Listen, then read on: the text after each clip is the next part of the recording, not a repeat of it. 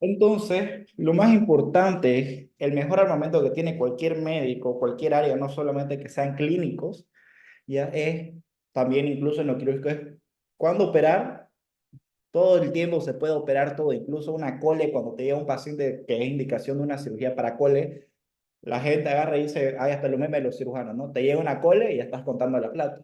Pero hay casos específicos en los que no se opera una cole, ¿ya? Hay casos específicos en la cual la cole no es una emergencia, una colelitiasis, por ejemplo, no es una emergencia, una colecistitis aguda.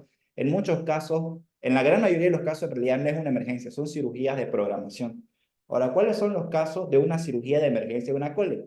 Un ejemplo, cuando se confirma clínicamente que hay una infección por Clostridium difficile o Clostridium perfringens en realidad, disculpen, ahí me confundí, una infección una colecistitis aguda que está infectada ya por un Clostridium perfringens. Eso se opera sí o sí, o cuando vos agarrás y ves una cole con signos prácticamente como en perla, ¿no? Como de cerámica de perla, o cuando agarras incluso ves que es un paciente diabético. ¿Por qué diabético? Porque el paciente diabético, al tener una neuropatía diabética, ya no siente el dolor, entonces esa cole puede estar ya por reventarse. Y se revienta y una peritonitis se va a hacer. Entonces, igual con los medicamentos, esto le decía para que no solamente si van a ser clínicos, incluso si van a ser cirujanos, ya que Miguelito está interesado parece en la parte de cirugía por lo que me estaba comentando.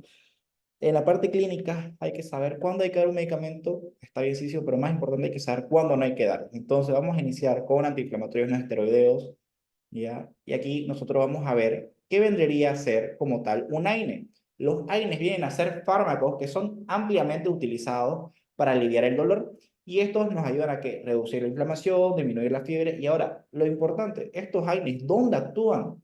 En la COX-1 y en la COX-2. Ahora, esto quiero que se acuerden de la COX porque es lo importante y les voy a dar ejemplos y lo vamos a hacer un poco dinámico.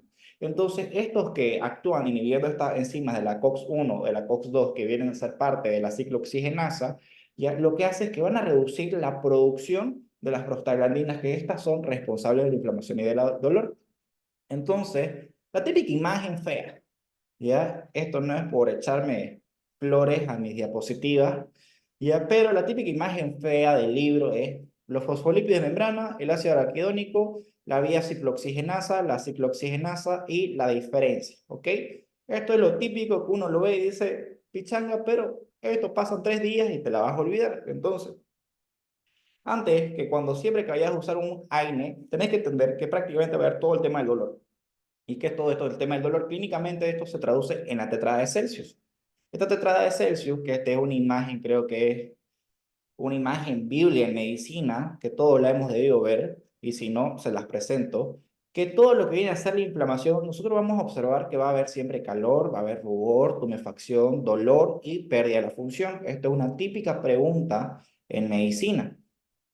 Después, aquí está el tema de la cadena de la ciclooxigenasa del ácido araquidónico, cómo es el efecto en todo este nivel, y les voy a dar una explicación relacionada con el tema de los corticoides. Y entonces, nosotros vamos a ver aquí, esta es la membrana plasmática, y en esta membrana plasmática, ¿qué va a suceder? Va a haber, Cirugía, cirugía. buenas. Martes voy a ir a... Entonces aquí nosotros vamos a ver que en esta membrana plasmática, como está en esta imagen, va a haber alguna lesión, va a haber una nox, un golpe, una quemadura, una cortadura, lo que sea. Entonces va a hacer un efecto ya en el tema de los fosfolípidos de esta membrana. ¿Por qué? Porque estos fosfolípidos de la membrana se van a degradar por este efecto de la noxa, que viene a ser una enzima que actúa degradando esto, que la fosfolipasa A2. Esta fosfolipasa A2, ¿qué va a hacer? Ya va a empezar toda una cascada, ya en donde va a activarse el ácido araquidónico, que este es el ciclo del ácido araquidónico también. Y este ácido araquidónico se va a dividir en dos. Ya lo que va a venir a ser la lipoxigenasa, que eso lo vamos a dejar de un lado, ya, pero aquí nosotros vemos que esta lipoxigenasa viene a ser los antagonistas de los leucotrienos, y aquí todo esto, el tema de los leucotrienos, vendría a ver que los medicamentos, estas prostaglandinas que están aquí actuando, ya van a aumentar el tono bronquial, pero lo vamos a dejar a un lado. Lo que nos interesa es los aires. Entonces, esta ciclooxigenasa, ya vamos a ver que está la COX-1 y la COX-2. Ahora, ¿cuál es el tema de esto? hay una parte de la COX-1 que es la constitutiva y la COX-2 es la inducible. Aquí nosotros lo importante es que la COX-1, ya, está todo lo que viene a ser la aspirina, ketorol, ibuprofeno, ketoprofeno, paracetamol, etcétera, ¿ya? Y en la COX-2 viene a ser el celecoxib, el meloxicam, y la diferencia es que estos fármacos que actúan a nivel de la COX-2 no te inhiben lo que va a venir a ser la secreción o la producción del moco gástrico. Entonces, nosotros acá, por cuestiones clínicas, se terminan utilizando estos medicamentos que actúan a nivel de la COX-2 para los tratamientos que van a ser de algún tipo de un tratamiento prolongado. Un ejemplo, una artritis reumatoide. Entonces, en estos casos de esta artritis reumatoide, nosotros vamos a preferir utilizar más fármacos de la COX-2 y cualquier otro que sea para un tratamiento corto, una situación aguda, vamos a utilizar medicamentos de la COX-1, aspirina, ketorol, ketoprofeno, paracetamol, demás. Entonces, esta ciclooxigenasa, para que puedan imaginárselo, ya va a tener ciertos efectos que es importante porque ambos de las COX actúan a nivel de la inhibición de estas prostaglandinas. Porque esta ciclooxigenasa está en las COX, perfecto, está en las prostaglandinas, pero estos fármacos que nosotros vamos a dar, la aspirina, celecoxib o cualquiera, van a terminar actuando en estas COX y al actuar en estas COX van a bloquear esta ciclooxigenasa. Y al bloquear esta ciclooxigenasa no hay la producción de estas prostaglandinas. Entonces ahí vos vas a ver que se puede utilizar, por ejemplo, para el tema de para disminuir la agregación plaquetaria, va a disminuir el tono vascular o aumentar el tono uterino, ¿ya? Y así sucesivamente, entonces ahí vienen sus efectos terapéuticos de cada uno de estos fármacos. Aquí un cuadrito más sencillo, vemos el ácido araquidónico, la ciclooxigenasa, la COX-1, constitutiva, COX-2, inducible, las prostaglandinas, ambas hacen la inflamación y al producir inflamación hay dolor. La diferencia que COX-1, protección gástrica, COX-2, regulación de la inflamación. Entonces, ¿qué sucede? Aquí están los fármacos que están enumerados, ¿ya? Para que no se vayan a confundir. Prácticamente los que hay en el mercado de la COX-2 son el celecoxib y el etrocoxib, ¿ya? Y en otros también el meloxicam. Pero estos dos, el rofecoxib y el valdecoxib, no se utilizan. Están descontinuados del mercado por sus temas que son, tienen muchos efectos a nivel renal, son nefrotóxicos y están descontinuados.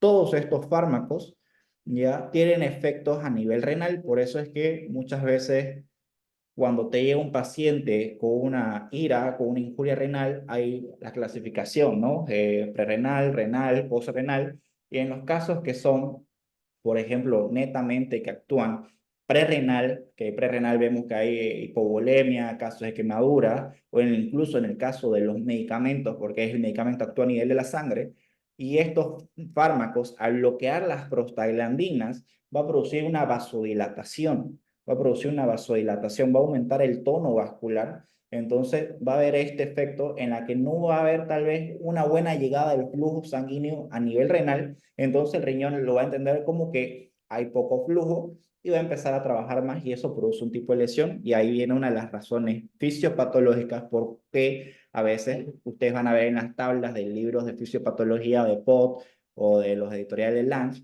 o incluso en los Harrison, cualquier medicina interna, te dice algunas causas de la injuria renal es aguda, ya puede ser de origen de AINES, ya también te dice alcohol y cualquier otro tipo de droga.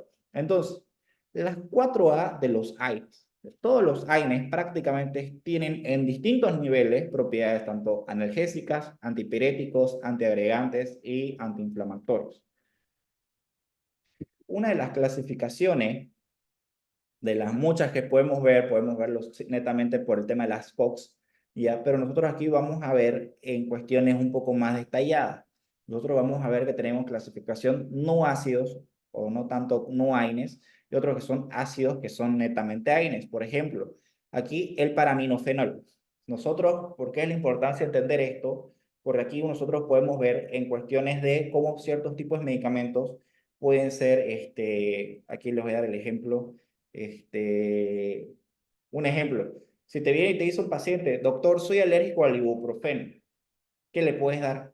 Vas a decir, no, le doy naproxeno o ketoprofeno. No le vas a dar ninguno de estos tres, porque es como el tema alergia a la penicilina. puede tener algún tipo de alergia igual a una cefalosporina. Si te agarra y te dice, doctor, soy alérgico al ketorolaco, no vas a decir, ah, ok, entonces es alérgico al ketorolaco, le doy diclofenaco. No, igual puede producir una reacción alérgica. Ya, si te dices, doctor, soy alérgico al meloxicam, perfecto, no le vas a dar un piroxicam, le vas a dar cualquier otro. Si te dice, doctor, soy alérgico al paracetamol, ya, y el paciente está con fiebre, y vas a decir, ya, ok, ¿le podré dar pues entonces una dipirona? Le puedes dar una dipirona porque no es de la misma familia. Y entonces no comparten la misma estructura molecular. Entonces, nuestros anticuerpos van a identificar esa estructura molecular que se parecen y van a producir una reacción alérgica. Entonces, aquí están las clasificaciones, ya otros grupos que son las pirazolonas, ya que vendría a ser la dipirona, ya los salicilatos, que vienen a ser alcoholes simples, la aspirina, ya ácidos propiónicos o derivados del ácido propiónico, tenemos ibuprofeno, naproxeno, ketoprofeno, derivados del ácido acético, tenemos diclofenaco, ketorolaco, indometacina. Y los oxicams, que son enólicos, meloxicam, piroxicam, y los coxib, que son los sulfonidos, celecoxib, rofecoxib ya no se utiliza, el heterocoxib aún hay en el mercado. Ahora, un ejemplo, si vos estás con un paciente y tiene migraña, ¿ya? Lo típico, tómate un ketorol sublingual, ya, no le pasa el ketorol, con el ketorol le vas a dar diclofenaco, no le des diclofenaco. ¿Por qué? Porque tiene la misma efecto prácticamente.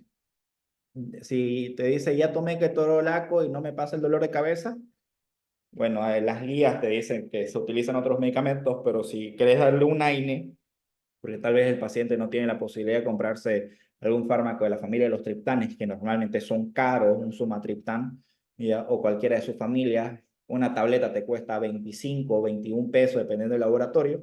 Entonces, si no tiene la posibilidad, le decís, bueno, no se tome un diclofenaco, tómese un ketoprofeno o tómese un ibuprofeno. Ahora, aquí es un poco más este, largo y detallado todo este tema, ya porque es amplio, pero nosotros tenemos que entender que todos estos fármacos, aquí no voy a hablar de uno solo, voy a hablar en general de las propiedades de todos. Todos estos fármacos tienen un mecanismo de acción. Este mecanismo de acción, vamos a ver, recordemos la membrana ya de los fosfolípidos. Esta membrana de los fosfolípidos va a tener un efecto con una noxa, algún ejemplo aquí Bad Bunny que cuando estaba así, a mí en lo personal no me gustaba y ya un poco más me gusta, ya era un desastre. Entonces te puede producir así de malo unas noxas que pueden ser químicas, físicas, biológicas o autoinmunes, y al tener un efecto, una noxa en la membrana de los fosfolípidos, va a aparecer una enzima de la fosfolipasa A2. Y ahora, ¿por qué aquí los glucocorticoides? Aquí abajo están el ácido araquidónico y el tema de las COX, pero los glucocorticoides, un ejemplo, aquí está el efecto que van a tener los AINES, van a actuar a nivel del ácido araquidónico, y estos COX o estos AINES que vas a dar, ibuprofeno, ketorolaco, etcétera, van a actuar a este nivel. Ya, es efectivo. Pero los glucocorticoides en su tiempo histórico eran considerados los medicamentos que eran como la fuente de la juventud, era el medicamento dorado. Se utilizaba para todo porque su efecto era muy bueno para tratar el dolor. ¿Y por qué? La razón fisiopatológica, bioquímica, molecular es que actúa a un nivel más alto. Estos AINES actúan aquí abajo por debajo del ácido araquidónico, no se producen las prostaglandinas. Pero en cambio, si vos das un glucocorticoide, una dexametasona, ya, una prednisona, una metilprednisolona, cualquiera de estos medicamentos o una hidrocortisona, actúan desde más arriba, actúan directamente en el punto donde hubo la noxa. Bloquea exactamente este nivel, por eso es que son tan efectivos. Entonces, los glucocorticoides no hay que tenerles miedo a utilizar, hay que saberlos utilizar y no tengan miedo. Un ejemplo, pueden utilizar tranquilamente tratamientos con dexametasona durante 3, 2 días para tratar un dolor agudo y ya dejarles con mantenimiento con el tema de otro año. Ya eso es a criterio. Ahorita está postulando Sí, por Pontevedra. Ujú. ya, Y las dos últimas trabajan, la llevan al salón, chicos. la pintan, la maquillan. Silencio. Ya. Entonces, aquí está todo este tema de la cascada de la ciclooxigenasa, que ya les había comentado en las anteriores fotos, ya, pero ¿qué viene a hacer?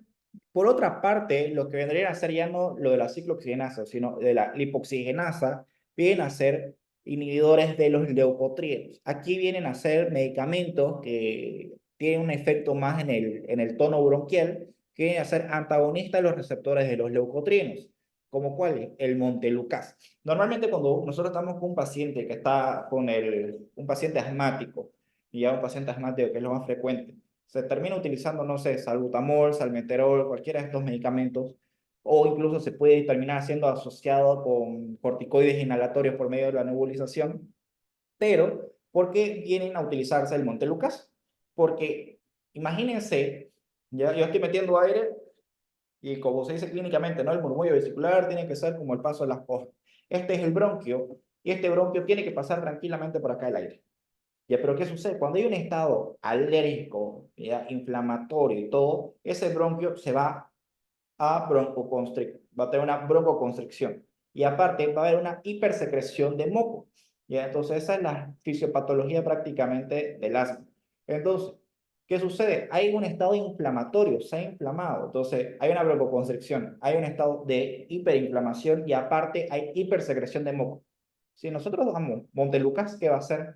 El ácido araquidónico, la inflamación, y acordémonos, noxas biológicas, inmunes, alergias, asma. Entonces, aquí estos Montelukast son eficientes en estos casos. Ya, aparte hay que tener en cuenta de que además de tener efectos en bloquear todo este tema de la broncoconstricción que se producen por estos leucotrienos, ya que pueden ser leucotrienos C4, leucotrienos D4, leucotrienos E4 o B4, ya, y estos, aparte de producir esa broncoconstricción, produce una quimiotaxis de los neutrófilos. Si nosotros quimiotaxis significa quimiotaxis como atraer neutrófilos, va a terminar significando de que se van a atraer neutrófilos, y los neutrófilos que son células blancas de inflamación. Y entonces las células blancas van a producir un estado proinflamatorio porque estos neutrófilos van a empezar a producir o llamar otra célula inflamatoria, mediadores proinflamatorios, ¿ya? Entonces hay un estado de inflamación. Entonces ahí está toda la fisiopatología del asma. Pero si nosotros damos Montelukast, te va a bloquear todo esto. Entonces, el bronquio vuelve a la normalidad. Ahora,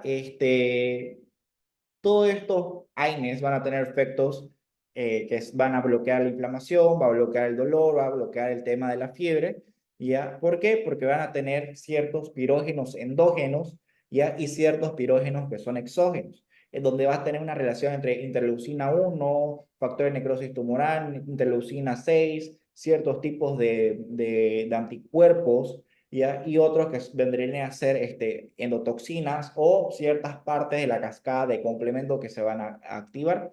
Entonces, por eso, y esta fiebre va a tener un efecto a nivel del núcleo preóptico en la que va a producir esa fiebre, porque la fiebre no es que dice tu pulmón, estoy lleno de flema, voy a tener fiebre, sino que son puras señales bioquímicas, químicas, que terminan produciendo una alteración en todo lo que tendría que ser el que manda, que es el cerebro, ¿ya? Ahora, estos efectos adversos, aparte de haber visto que tienen efectos para bloquear el tema de la inflamación, del dolor, de la fiebre, también tienen efectos antiagregantes, ¿ya? Antiagregantes. ¿Y qué sucede? Estos efectos antiagregantes va a venir a ser porque estos AINES van a terminar bloqueando el tema de la COX-1. En este tema de la COX-1 va a haber un bloqueo,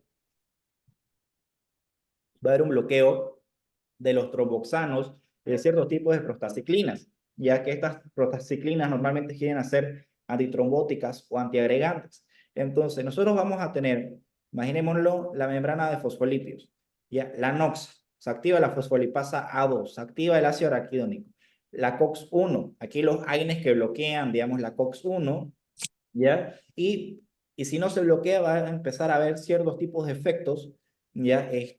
O al bloquearlo, mejor dicho, van a haber ciertos tipos de procesos que van a ser endoperóxidos cíclicos, en donde vamos a ver las hemorragias. ¿Por qué? Porque hay todo este tema de los tromboxanos, ¿ya? Entonces, este tema de estos fármacos, por esa es la razón de las hemorragias. Ahora, estos mismos AINES, al bloquear la COX-1, que la COX-1 viene a ser la constitutiva, ya esta COX-1 va a terminar, al ser bloqueado, también va a estar bloqueado todo el tema de la producción del moco de la membrana gástrica, de la mucosa gástrica del estómago. Entonces, al no haber ese moco, nosotros sabemos que el pH del estómago prácticamente es extremadamente ácido, es un pH entre 0,5, 1 hasta 3, dependiendo del horario, si hay post alimentación o pre la alimentación, dependiendo.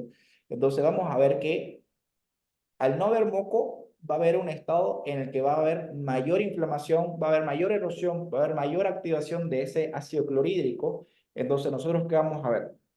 ¿Ya? Que esta COX-1 al estar bloqueada no va a estar produciendo todo lo que hace. ¿Qué es lo que hace esta COX-1? Que produce un aumento de las prostaglandinas, te aumenta un tema del flujo sanguíneo, te produce un aumento de la producción de moco, un aumento de la producción de bicarbonato, proliferación y proliferación de tipos de células. ¿Y cuáles son estas células?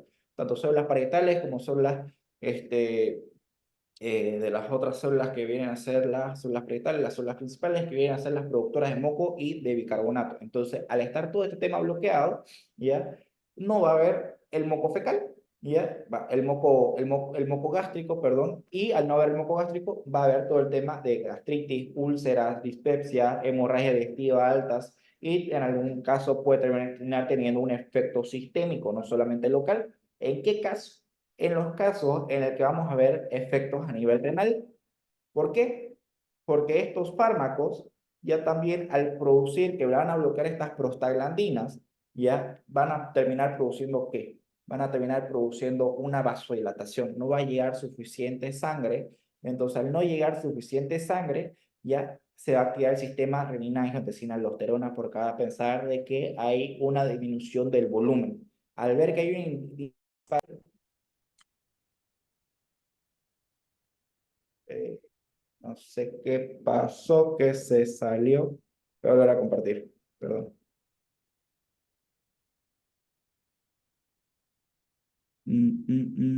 Ahora tengo, está cargando la pantalla. Eh, no sé qué pasó. Esperen, la tengo. Ya. Entonces, los principales fármacos que te producen esta ira vienen a ser la indometacina, naproxeno, diclofenaco, piroxicam, ibuprofeno, las aspirinas y en tercer lugar paracetamol y dipirona. Entonces, la indometacina prácticamente no se utiliza de manera diaria, ¿ya? Pero hay personas que utilizan de manera crónica paracetamol, ¿ya? Paracetamol para todo, para que no me duele el día. Yo tuve una paciente que no le dolía nada, pero se tomaba todos los días 2 tabletas de 1 gramo, ya, de paracetamol siempre que salía de su casa para que no le duela nada. Obviamente la señora es una señora de tercera edad, tiene para sus 60 años, no le dolía nada, pero se tomaba para estar feliz y tranquila en caso de por si acaso. Esta señora llegó ya por un control porque estaba con los miembros inferiores inflamados, me decía, están hinchadas mis piernas. Se revisa y está extremadamente edmatizada, un Godet tres cruces, ¿ya? Y aparte de eso, se le hace los laboratorios para ver el tema de la función renal, aparte una radiografía de tórax, porque también me comenta que toma losartán y hace 15 años, y entonces, viendo todo el tema de la historia clínica, se analiza, se ve, y ¿qué pasó? Me sorprendí con una creatinina de 3, ¿ya? Entonces y me comenta que ella toma todos los días, desde aproximadamente al menos hace unos 6 meses a 5 meses, que tomaba todos los días 2 gramos de paracetamol diario. Y yo le decía, ¿por qué? Si tenía algún otro problema, le dolía. No, tomaba para el por si acaso, siempre que salía de mi casa. Y le decía, y si no salía de su casa, no tomaba. Y obviamente la señora salía todos los días porque se iba a un cafecito y a tertuliar y todo. Entonces todos los días se tomaba 2 gramos de paracetamol, ¿ya? Y aparte no era una persona que tenía la costumbre de tomar agua. Entonces ahí vemos, el paracetamol, si bien no es el más nefrotóxico, pero por el tema del uso cotidiano te puede llegar a producir algún tipo de nefrotoxicidad. Ahora, los principales fármacos que te producen, que te erosionan a nivel de la mucosa gástrica, viene a ser el ketorolaco, el ketoprofeno y de manera hacia abajo, escalonada, naproxeno, indometacina, ibuprofeno, diclofenac. Un ejemplo, tal vez nunca lo hayan podido ver, o algunos que son estudiantes. Igual, la anterior semana me llegó un compañero del colegio que me dice, oye, Nico, quiero una consulta, bla, bla, etcétera. Perfecto. y lo veo así, estaba todo quito. Estaba todo Kiko, obviamente era el dolor de la muela, damos, ¿no? Las muelas del juicio, y que me comentó que su dentista le había dicho que tome tramadol de 100 miligramos y aparte tomaba ketorol sublingual 3 veces al día. O sea, tomaba tramadol 100 miligramos en la mañana, 100 miligramos en la noche, ketorol de sublingual tomaba en la mañana, en la tarde y en la noche. El paciente tomó así durante 4 días y me dijo, no me importa mucho el tema de la muela, porque no me duele, lo que me duele es mi estómago, me arde. Entonces, cuando me dijo que estaba tomando 3 veces al día, que Torol hace 4 días, obviamente ya tiene un grado de sensibilidad, pero también estaba el hecho del tramadol, porque era una dosis extremadamente alta, estaba tomando 100 miligramos en la mañana y en la noche, y aparte me comentó que estaba sufriendo mareo, que estaba, algunas ocasiones sentía como ganas de arrojar. Entonces este paciente obviamente es efectos secundarios de cualquier tipo de los opioides, principalmente del tramadol, son náuseas, vómitos, ¿no? Entonces obviamente se le arma un nuevo esquema y la recomendación de que se saque la muela, ¿no? Del juicio. Entonces, el claro ejemplo de que no simplemente hay que decir, tómate esto, sino que muchas veces el paciente no entiende y termina tomando de cualquier manera y termina siendo no beneficioso para su salud a larga data, ¿no? Ahora, otra clasificación de los antiinflamatorios que vendrían a ser los no ácidos, tenemos cuáles. Paracetamol, aspirazonolona, aquí tenemos el metamizol o dipirona. Entonces nosotros acá, estos fármacos que vendría a ser paraminofenol, que vendría a ser la manera más inocua, el paracetamol o el acetaminofén, ya tenemos en presentaciones tanto vía oral como vía endovenosa. Ya su tiempo de administración se puede utilizar cada 4, cada 6, cada 8 horas, dependiendo de la dosis que querrás utilizar. Y el tema de la vida media de este paracetamol viene a ser, tiene una vida media aproximadamente de 2 horas, ¿ya? Y hay que tratar de dar menos de 4 gramos al día. He visto y he revisado ciertos tipos de bibliografía, que la he revisado en el transcurso de este año, principalmente en enero, es que no lo tengo exactamente, pero había visto ciertas bibliografías que te mencionan que se puede dar incluso un poco más de 4 gramos en algunas situaciones, ¿ya? Y prácticamente, ¿en qué te ayuda este tema del paracetamol? Para el dolor leve, para la fiebre, ya también acompañándolo este tema igual tiene efectos positivos, la dipirona, el metamizol, pero voy a reducir esto, este, la dipirona y el metamizol con el paracetamol también tienen efectos similares, ¿ya? Y la diferencia es que la dipirona, el metamizol, se utiliza en muchas ocasiones para el dolor oncológico, ya en pacientes que son terminales, que son pacientes oncológicos, ya se utiliza bastante. ¿Por qué? Porque al tener un paciente terminal, algún tipo de proceso oncológico y que ya con metástasis, ya hay muchos casos cuando hay metástasis cerebrales o por los mismos productos bioquímicos que libera el tumor, ya tienen efectos a nivel del nervio supraóptico, que el paciente oncológico no tiene infección de nada, pero constantemente tiene un dolor ya crónico que tiene fases de reagudización aumenta y que aparte desarrolla fiebre. Y son fiebres altas y esta fiebre viene acompañada en muchas ocasiones con aumento de la presión arterial. Entonces se utiliza en muchos casos el metamizol. Un ejemplo que he podido tener experiencia en el oncológico, ya que se utiliza mucho el metamizol, igual en San Juan cuando hay pacientes que son así de escasos recursos y todo, metamizol es lo que más abunda en el San Juan, y ya se utiliza en estos pacientes a diestra y a siniestra. Ahora hay que tener en cuenta ciertos efectos adversos que estos fármacos tienen, ya que estos normalmente son bien tolerados, entre comillas. En algunos casos puede producir algún tipo de eritema, es decir, alguna zona que se va a tener un enrojecimiento, ¿ya? Y en algunos casos puede producir algún tipo de neutropenia aislada, puede producir algún tipo de disminución del recuento de los leucocitos, ¿ya? Y nefropatías por AINES, ¿ya? De causa o en la clasificación prerrenal. En la intoxicación, el antídoto, bueno, acetilcisteína, incluso un video en adultos se da 15 gramos de acetilcisteína, en pediátricos 150 miligramos kilo peso. Entonces, principalmente el tema es el tema de los pediátricos. Un ejemplo, no sé si se ve el celular, pero voy a poner que se vea mi cámara. Aquí está un ejemplo. Tenemos un paciente pediátrico, ya que aún no me ha llegado, pero me imagino que me va a llegar. Hace 2 domingos una mamá me escribió que su bebé estaba con influenza y que ya le había dado en cuestión de todo el día, le iba dando 80 gotas de paracetamol. La criatura pesaba 6 kilos 500. La dosis de paracetamol, o sea, se había recontrapasado con la dosis de paracetamol. ¿Ya? Y eso, aparte de paracetamol, tenía 6 8 meses y le estaba dando ibuprofeno. Normalmente el ibuprofeno o cualquier antihistamínico o un niño menor de 2 años no se le da, solamente se recomienda utilizar paracetamol. Y de ibuprofeno me acuerdo bien que le estaba dando algo de 40 gotas y iba dándole 4 veces, pero porque el bebé obviamente por lo que estaba con influenza estaba muy molestoso y de fiebre decía que tenía fiebre, pero que no era cuantificada. Entonces yo estaba con la preocupación de que vaya a tener alguna nefropatía, damos una intoxicación por paracetamol esa pobre criatura. Pero hagamos el ejemplo que este bebecito pesaba 6 kilos 500. Vamos a colocar 6,5, que es por 6,500 que pesaba, y esto lo vamos a multiplicar por los 150 miligramos, 150 miligramos, ¿ya? De alacetilcisteína. Es decir, esta criatura debería recibir 975 miligramos de acetilcisteína. Ahora, normalmente, ¿cómo tienen las ampollas? Tienen ampollas de 100, hay ampollas de 300, hay ampollas de 600, pero ponerle, se puede utilizar de una muy buena manera. Puedo terminar utilizando 3 ampollas de 300, ver dosis y respuesta, y después le puedes administrar una más. Eso ya también depende del criterio médico de cada uno y la manera como lo quieren dosificar.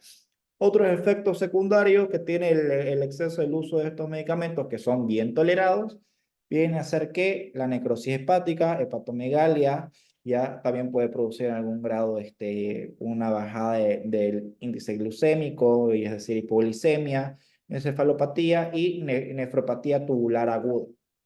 ¿Ya?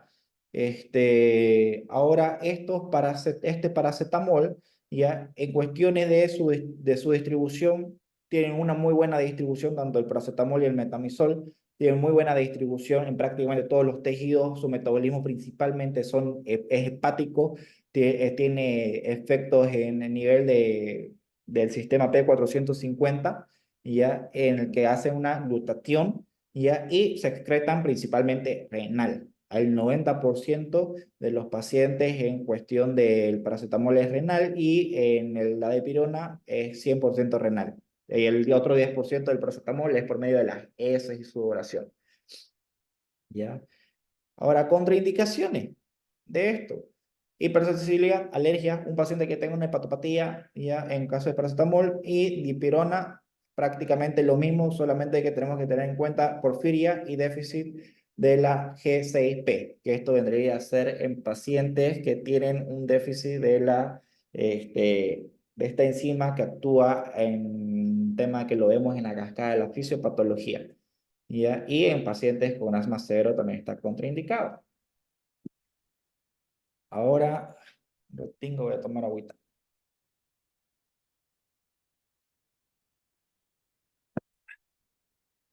Después ahora nosotros aquí tenemos los que vendrían a ser antiinflamatorios ácidos, que son los ASA, que son los salicilatos, que tenemos la aspirina. Esta aspirina, nosotros bien tenemos que tener en cuenta que actúan a nivel de la COX, ya inhiben la COX, ya, y esta aspirina se administra tanto de manera de vía oral como endovenosa. Su tiempo de administración viene a ser, se puede dar cada 24 horas o se puede dar cada 4 o cada 6 horas, dependiendo de la dosificación que se quiera utilizar. Y la vida media de este fármaco viene a ser ya que tiene una duración de 2 horas. Ahora, estas aspirinas, el ácido acetil salicílico, por eso las 3A, ya tiene efectos cardioprotectores. ¿Por qué? Porque son antiagregantes plaquetarios. Y recordemos que en cuestión de la formación de las placas de ateroma, tenemos las placas que son las estables, las inestables. La diferencia, ¿cuál es? De que la placa que es inestable tiene mejor contenido fibrótico, por así decirlo, tiene menor cantidad de un tapón duro y en la placa inestable, en la estable tiene una mayor cantidad de este tapón que es duro, o sea, tiene una mayor cantidad de placas ateromas que están mezcladas con el tema de las plaquetas, entonces se mezcla y se topa un tapón duro. Entonces, ¿qué sucede? Estas aspirinas tienen un efecto antiagregante plaquetario, es decir, que te puede ir reduciendo el tamaño de ese tapón en el cual en vez de que digamos que este es el lumen de la arteria, todo esto, y que el lumen de la arteria ya tiene aquí un tapón. Ya no importa si es una placa estable o inestable, tiene aquí un tapón. Nosotros empezamos a utilizar las aspirinas ya de manera diaria en los pacientes que tenemos que tener en cuenta que tienen un riesgo cardiovascular elevado o que ya está confirmado que tienen un desarrollo de de placas ateroma, ya sea en las carótidas o en sí como tal en toda la cuestión de las arterias coronarias que se ve por la arteriografía. Se puede utilizar la aspirina que te va a empezar a reducir este tapón. Ahora, también tienes la estapirina, efectos terapéuticos que te pueden ayudar con algunos tipos de dolor de manera leve, en caso de fiebre, en pacientes con artrosis, ya, pacientes que tengan lupus o algún tipo de artritis, o en algunos otros tipos de procesos, ya sea dolores postquirúrgicos, ya colitis ulcerosa, pero no son de primera línea. Si tiene un paciente con fiebre, no esperen darle aspirina, denle un paracetamol. Si no responde con el paracetamol, sigue siendo una fiebre que es constante, utilice el dipirona, utilice el metamizol, ¿ya? Ahora, en los efectos adversos que esta aspirina puede llegar a producir, ya va a tener ciertos tipos de efectos adversos. Esto no es que pasen todos los pacientes, pero en algunos casos, si vos ves un paciente y ves que en sus indicaciones está recibiendo aspirina, puedes tener en cuenta de que ese proceso que está teniendo es por la aspirina. Obviamente hay que ver al paciente como un todo. Entonces, ¿qué tenemos que tener en cuenta en efectos adversos? Que va a producir un aumento del consumo de oxígeno, es decir, que si va a haber un aumento del consumo de oxígeno, también va a haber un aumento de la CO2, del dióxido de carbono.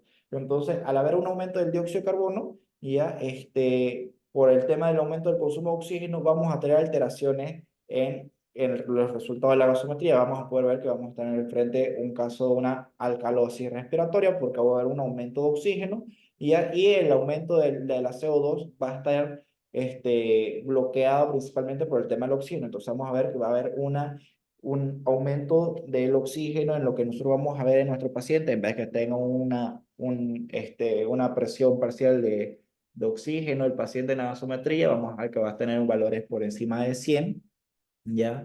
Y también va a tener efectos a nivel renal, ya que estos AINES en sí como tienen efectos en bloquear todo el tema de la producción del bicarbonato y bloquear las prostaglandinas, y al bloquear las prostaglandinas hubo un aumento de la vasodilatación de las arterias renales y se activa el sistema renina-angiotensina, ya va a empezar el paciente, uno, al estar bloqueado el tema de la producción de bicarbonato, nos olvidamos de bicarbonato y va a haber una vasodilatación, va a haber mayor filtración de todas las sustancias sanguíneas, entre ellas el bicarbonato se va a perder. Entonces, al tener menor cantidad de bicarbonato, ¿ya qué significa? Vamos a tener acidosis que metabólica.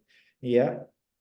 Ahora, en cuestiones de los efectos adversos a nivel cardiovascular, puede ser que nos produzca un aumento en temas de las concentraciones de sodio, pero esto es en caso de los pacientes con una insuficiencia cardíaca congestiva. Ahí vamos a ver que hay efectos a nivel del tubo digestivo, a niveles hepáticos y en temas de la sangre por lo que es un antiagregante. Si vemos que va a haber una cirugía, hay que descontinuar. Ahora, lo importante es el síndrome de Reyes. Ya, este síndrome de Reyes ya prácticamente porque a esa edad tenemos un niño, un infante, un paciente pediátrico que está con un proceso viral, influenza, lo que quieran, cualquier virus, ¿no? Resfrío común, virus Coxsackie, virus herpes, lo que querrá. Ya tiene cualquier proceso viral y el tratamiento viral es netamente de soporte. Se le da hidratación. Si el paciente tiene diarrea, lo hidratas, ¿ya? Si el paciente tiene dolor, le das paracetamol, ¿ya? No le das aspirina. Si te dicen las aspirinas pediátricas, preferible no. ¿Por qué? Porque cuando hay un proceso viral, se ha visto que está asociado el desarrollo del síndrome de Rey, ya que la aspirina es muy pesada y el tema de su metabolismo y todo, y es hepático, ¿ya? Al haber un proceso viral, se puede tener una reacción que viene a ser el síndrome de Reye, que ¿qué va a haber? ¿Qué va a suceder? Va a haber una alteración del estado de la conciencia del paciente, prácticamente va a quedar flácido, el paciente va a estar con convulsiones, va a tener un aliento que va a ser como a olor a aspirina, literal, el paciente, vos te vas a acercar o algo y el niño va a estar como eructando aspirina, ¿ya? Y este paciente, aparte de eso, va a estar con acúfenos y obviamente el niño no, tal vez no te va a decir tengo acúfenos, pero te va a referir que tiene dolores, que está mareado, puede llegar a tener convulsiones y todo su sistema nervioso central se va a deprimir y el cerebrito se va a ir inflamando, va a haber un edema cerebral, entonces este síndrome de Reye te puede llevar al paciente a qué? A, a la muerte, ¿no? Ahora, también en estos otros casos, aparte de este síndrome de Reye, también se ve un ejemplo en infecciones virales. No está bien que se le deje a la mamá que le dé agüita o té de anís, agüita de manzanilla y demás a un niño, a un paciente pediátrico. ¿Por qué? Porque está sobrecargándolo el hígado, ¿ya? Y ahí viene algo que puede ser un síndrome de Reye, pero también se lo ve y se da el diagnóstico acá principalmente como intoxicación folclórica. Entonces, un niño paciente pediátrico, que vos lo ves con un proceso viral o con diarreíta, no, preferible, no hay que darle manzanilla, té de anís, té de cualquier hierba o gencumbre o de la hierba que arranca la abuela que ve de la casa de la vecina porque le dice que esa es la hierba que cura todo, que cura hasta el SIDA, y la abuela va y la arranca y la hierba y se lo toma la abuela, pero no importa la abuela, pobre el niño, la abuela ya vivió sus 60 años, el niño apenas tiene 2 años y le están dando agua de quién sabe qué, ¿ya? Y después el niño con su intoxicación folclórica o con un síndrome de Reye. Entonces, para que sepan, ya eso. Ahí, aquí. Entonces, algunos análogos ya que actúan a este nivel de las prostaglandinas, que prácticamente no todos hay acá, hay otros que sí. Ya aquí hay algunos nombres comerciales, ya, pero tenemos análogos de las prostaglandinas E1, ya que, bueno, ¿qué viene a ser estas características? El alprostadilo, tenemos la lubiprostona y el misoprostol. Prácticamente el que es más conocido acá tenemos el misoprostol, el Citotec, ya que está contraindicado en el embarazo, ya inicialmente se utilizó para el tratamiento, bueno, de la gastritis, digamos, ¿no? Para el dolor y todo se utiliza, pero sabido que tiene efectos en caso del dolor de cualquiera de estos usos iniciales que tenía. Está contraindicado en el embarazo y ahora su uso prácticamente es autolimitado, ya no se utiliza y algunos efectos adversos que tiene diarrea o que han podido ver en la práctica clínica pacientes que terminan utilizando un ejemplo, para no hablar del aborto que sabemos eso. Pero una paciente que ha tenido un parto, y ya pongámosle que digamos que ha tenido parto 6, o sea, es su séptimo, o sea, es una máquina de hacer muchacho. Es su séptimo embarazo y toditos han sido por parto vaginal, ¿no? Ninguna cesárea. El riesgo de que esta paciente vaya a producir una hipotonía uterina o una atonía uterina es alto. Entonces, ¿qué se utiliza? ¿Ya? En estos pacientes se utiliza la oxitocina. ¿Por qué? Porque todo ese útero que ha quedado así inflado como un globo, cuando ya se estiró y le sacas todo el aire, queda así todo inflado flácido, se tiene que contraer, tiene que volver a la cavidad, tiene que volver a ser un órgano intrapélvico. Ahora, ¿qué sucede? Cuando ya una mujer y ha tenido muchos partos, o que ha tenido ya una cesárea iterativa 3, cesárea iterativa 4, y ese útero pues llega un soldado de guerra, llega un veterano y ya se tiene que retirar, digamos, ¿no? Entonces ese útero en vez de volver, se va a quedar ahí flácido, no se va a contraer y por eso en las primeras 24 horas, ¿no? Se le dice, luego de seguridad de Pinar positivo, ¿no? Y hay que decirle a la mamacita, aquí se va a masajear y la madre ¿qué hace? ¿No? Le duele y se hace así superficial y hay que decir, no, se tiene que masajear, no subar. ¿Por qué? Porque eso va a estimular a todas las fibras nerviosas a que se contraigan y bajen. Ahora, ¿qué sucede? Cuando la madre no lo hace, que puede ser su primera gesta, su primer parto, ni siquiera ha tenido otro, o sea, ni siquiera es que sea una segundigesta y parto, una primípara, ¿no? Sino que ya es una multípara, o como quieran ver el caso, pero puede desarrollar una hipotonía o una atonía. ¿Y el tratamiento cuál es? Oxitocina, 10 unidades internacionales en el suelo. Ahora, ¿qué sucede? Cuando no responde, ya, principalmente en los casos de cesáreas iterativas, de 3 para arriba, pueden haber menos porque medicina 1 más 1 no es 2, ¿Ya? ¿Se utiliza qué? Se utiliza el misoprostol, ¿ya? En el tratamiento de las atonías uterinas. No hay mucha validación a niveles internacionales. Acá sí se utiliza en ciertos hospitales, se utiliza el misoprostol, pero ¿qué es el tema? ¿Ya? Yo no he visto que desarrollen diarrea, la verdad, en estas pacientes, pero un dolor abdominal tremendo. Se le sube la presión, se le dispara, después se le baja, se le sube la frecuencia cardíaca. O sea, es increíble el efecto potente que tiene el misoprostol. Una paciente que, en caso de que haya desarrollado atonía uterina, ¿no? Pero el tema es que se lo contrae el útero, ¿no? Por esa razón es que el misoprostol se utiliza para abortar, porque empieza a producir el trabajo de parto, empieza a ver las contracciones uterinas y el producto es expulsado, ¿no? Entonces, ahora, aquí hay otros que vendrían a ser a otros análogos, ya tenemos, ¿no? El Bimatopros, el Trabapros, el Talupros, el Latanopros, todos los que son los pros. Ya, estos medicamentos ya se utilizan en otros casos, vamos, ¿no? Una hipotricosis de pestaña, glaucoma de ángulo abierto, ya, entonces sus presentaciones son en medicamentos en gotas oftálmicas, entonces ya es otros sus usos que tienen. Entonces, esa sería prácticamente, ahí está más. Igual estos otros medicamentos que igual son medicamentos que actúan inhibiendo el tema de la ciclooxigenasa, pero no en las COX, sino directamente en la prostaglandina. ¿Ya? Entonces, estos fármacos, por ejemplo, se pueden utilizar en tratamiento de la hipertensión pulmonar. Ya, aquí también, bueno, no está acá el sildenafil, que también se puede utilizar, o el tadalafilo, no solamente para las pastillitas para los hombres, cuando se quieren hacer los muy varoncitos, ya, pero estos son otras indicaciones, otros fármacos que igual te pueden producir efectos en reducir el dolor, que ya se ve más en terapia del dolor, digamos, en pacientes terminales. Entonces, esa sería la clase por hoy. No sé si hay preguntas, hay dudas, algo.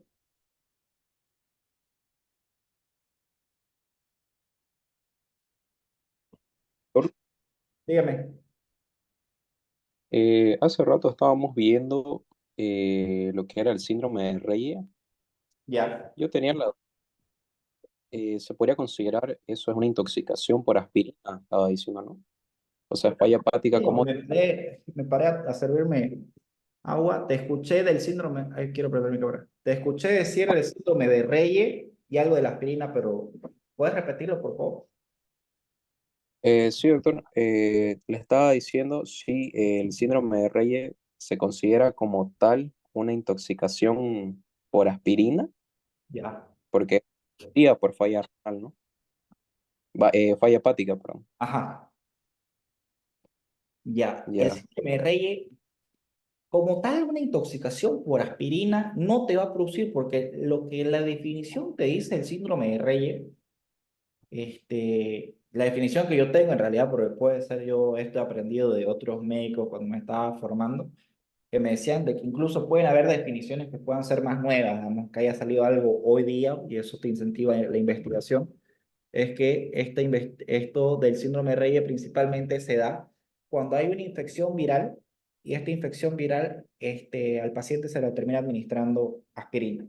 Principalmente esa es la razón del síndrome de Reye. Entonces, ahora como tal, que por intoxicación por aspirina, no sería tanto un síndrome de Reyes, sino que ya vas a ver pues una hepatitis medicamentosa y ahora sí es una intoxicación terrible y aparte es un paciente que tiene una alta sensibilidad, sí te va a producir, digamos, tal vez una insuficiencia hepática fulminante, digamos, ¿no? Entonces, igual, por ejemplo, en el tema de las intoxicaciones por aire, no solo aspirina, ya sea por paracetamol, que es lo más frecuente, o ibuprofeno, que le sigue, te produce no un síndrome de Reye, sino lo que te produce son hepatitis medicamentosa, digamos que sea lo básico, y así estamos hablando en cuestiones más graves clínicamente, una insuficiencia hepática leve, moderada, severa, ya fulminante, ya con el hígado cirrótico, ¿entendés?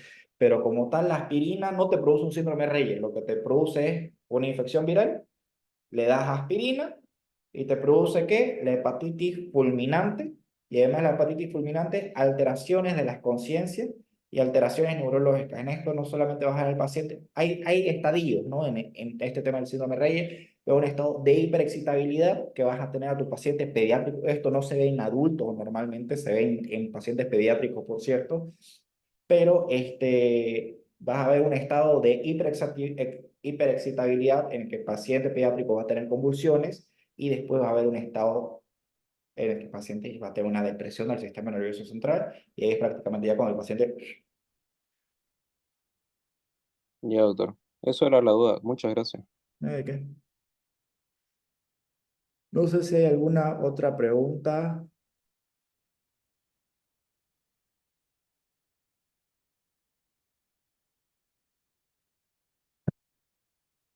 Bueno, creo que la clase ha sido buena. Hemos terminado hasta aquí, chicos. Espero que les haya servido, que les haya gustado esta temática.